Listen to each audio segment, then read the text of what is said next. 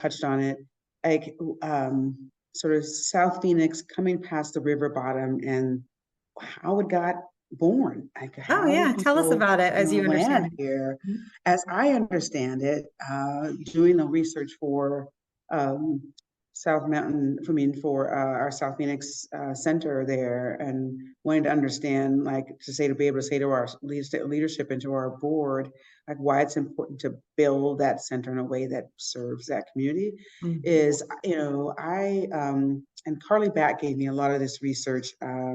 Out of South, she's a longtime friend and competent community colleague, gave me a lot of the research, and then I researched through ASU's files and just old newspapers. But what I knew to be true and was stunned by was, although I'd lived in South Phoenix for so long, was that people had settled along the river bottom, actually in the river bottom at times, because they couldn't come past the downtown area. That is, quite frankly, further over than that. At one point, it was McDowell and over, and then then it was okay. We'll push the line further, and it's you can't come into the downtown area. And people were settling in that river bottom, and and then out of all of that experience, no one wanted to cross the river bottom. Like that was the place that we, sent the people that didn't want to come past that red line. Mhm. And when I think about South Phoenix and as I read the history, it was what was born out of that sort of, I'll call it shunning, was a community that sort of came out of the ashes. um, and homes began being built, and people found community together, and even though times were hard, they kept moving, and there were, families would show up and, lead the way. Leaders would show up and lead the way, and eventually that community became woven together. Largely Black and Hispanic at the time, and also ranchers who were along certain parts of it. Um, and I think I'm struck by, um, I think South Phoenix was a diamond in the rough. I mean, emotional about it because I think when you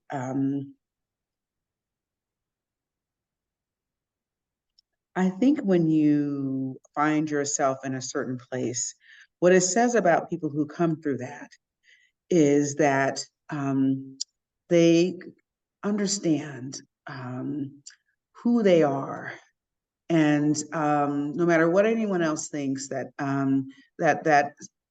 South Phoenix was oh my goodness, resilient enough to sort of rise from the ashes, and people bonded together, Black, Hispanic, white, Native, and built a space, even when they were more segregated from each other, Mhm. eventually came together and found their way. And I think that that's a part of the story. And so the river bottom for me um, is a marker, I think, of possibilities. Mhm. It's a place where so many people found themselves when others refused to see them. Um, that to me, we should now be really proud of that river bottom and what it represents. Not what it used to be. The way I think about it is to remake the story, Mhm. retell the story, and to be honest about the things that happened to people, largely people of color, the things that happened to them when they couldn't buy homes anywhere else or poverty struck them, and people would not see them. That the river bottom illuminated the possibilities, the resilience that was rooted in people.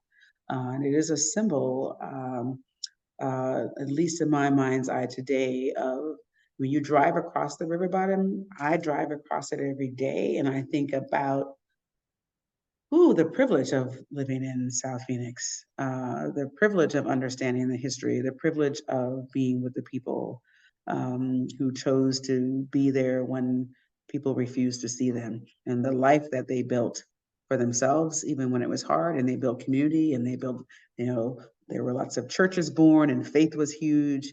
And, people took care of each other much like they did in Coolidge, Arizona, I would imagine. And as I hear my ex-husband's family story, I know that's true. And I don't know, I think it's, most people wouldn't imagine what South Phoenix used to be if they come there today. But it carries a history, and I think if you listen well enough, you'll pick up the story. And if you ask lots of questions, you'll understand what people have come through. And I am just a proud, you know, resident, student, community member, survivor, and hold great regard for the people who came, who had to find their self, some in that existence, but for others who came and helped to build that and create space and opportunity. So I think it's the ultimate space to see a seed grow into sort of this magnificent space of possibility. And so I don't know. I keep coming back to it because I understand the history of it. So it makes me feel really good to be in the midst of it.